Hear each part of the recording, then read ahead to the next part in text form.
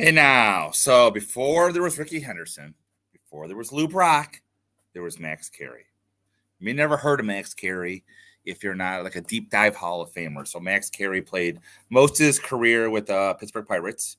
He led the league in stolen bases 10 times in like a short span, which was he had the record for most stolen bases for the National League, not total. I think Cobb had that record but it's for the National League until Lou Brock broke it. And what happened is he was also a very good outfielder. He had like the record for most chances successfully in the outfield, and he was a good hitter. He wasn't a great hitter, lifetime 285. But you put that all together, and in 1961, the Veterans Committee said, guess what? You are a Hall of Famer. So, yes, Max Carey's in the Hall of Fame. The good thing about Max Carey's autograph before we look into it is I don't know when, 15, 20 years ago, his family basically released his entire archive into the public. So Max Carey's autograph by itself is not a tough autograph at all, to be honest, even though he died in 1976. And in addition to that, he was a great signer all the way into the end. So you can mail him. He loved signing his mail. He was around baseball all the time. A matter of fact, after he retired from professional baseball, he went into the All-American Girls Professional League. So everyone knows because of League of Their Own, basically Jimmy Dugan was based on Jimmy Fox. But Max Carey was also a manager and later the commissioner of the All-American Girls Professional League. So there's even baseballs out there like Major League Baseballs. They have preprints of the commissioner on it. Like even today with Rob Manfred, you can find All-American Girl Professional League baseballs that have a preprint of Max Carey's autograph on there because he was the commissioner for a short time.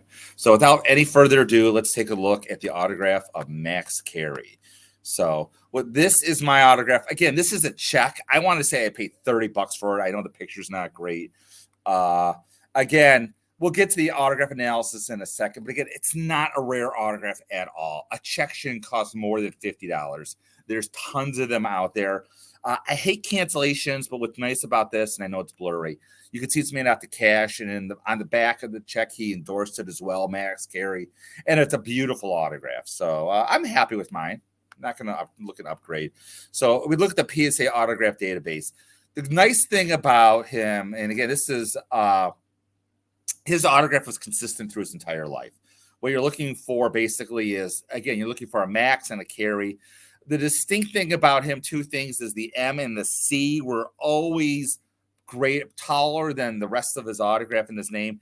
And you're looking for a double loop C. So you can see the one loop right there and the second loop down there. Again, looking on here, you can see right here. He constantly, I wouldn't say always, but many times he put that little line underneath his name.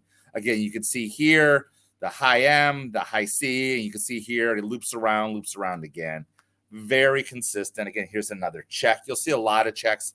Some have the line below them, others don't. But again, they're all good. They're all nice. I don't know what he did down here, but again, you can see the loop, the loop, the high M, the high C. Hopefully you're getting an idea what it looks like. This looks like the back of an endorsed check. I don't really know. But again, high M, high C loops. Again, very consistent autograph. I'm going to start going through them quickly because, again, it's not rare.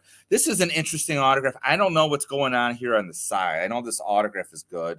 I don't know if this is a stat ball. If it did, obviously, it would be very valuable. So, again, even signed pictures, you name it, he signed everything. Not a rare autograph. Even he did a lot to sign of his cards. Because, again, he had like a 15, 16-year window to sign his plaque postcards.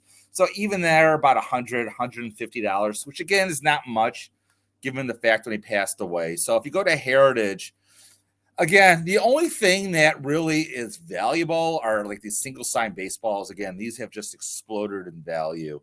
So, again, this right here sold for $4,800 back in 2018. And, again, that is before the big boom in single sign baseballs the last few years. Again, this one sold this year for $4,500. It's a single sign, even though it's a side panel. Again, you see the double loop around, the high M, the high C. I'm not saying it's bad. I think it's good. So, again, but as soon as you get past that, even a signed contract with Barney Dreyfuss, who's not impossible, but a much more rare Hall of Famer, you see the drop down to $3,800. And, again, as soon as you start getting further back, the autograph value start to drop down considerably.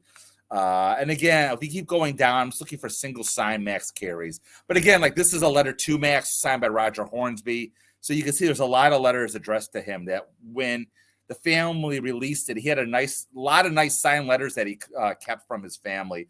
I'm trying to find down just where Max Carey is. And again, it's so not valuable that you got to go way far down to find like a Max Carey autograph single sign because they're just not valuable. So by himself, I can't even find one here. What's interesting is this sold back in 2018, and this is his name and it's Hall of Fame year. And again, this sold for $848 back in 2016. I'm sorry, this is right before the big boom. I think this is a $5,000 baseball now, even though it's got some shellacking on it. So if you're holding this baseball, congratulations. I think this is a very valuable baseball. But other than that, going back, again, not a valuable autograph at all, not a rare autograph at all. He's not even a real popular player, to be honest. So, but he's in the Hall of Fame, so we got to get him, right? Right. So next from Max Carey, we're going to talk about Gary Carter, a very tragic story, obviously, for anyone that knew him. And also one of my biggest regrets, which I can't wait to share. So I'm going to film that shortly, and we will see you on the next episode. Thanks for watching. Like, subscribe. Thank you very much.